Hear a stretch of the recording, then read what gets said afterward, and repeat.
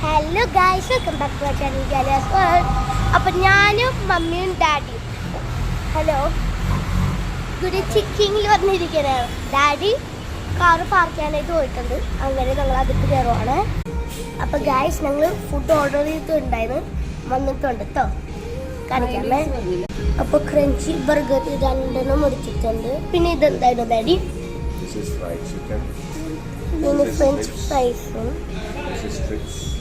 fried chicken.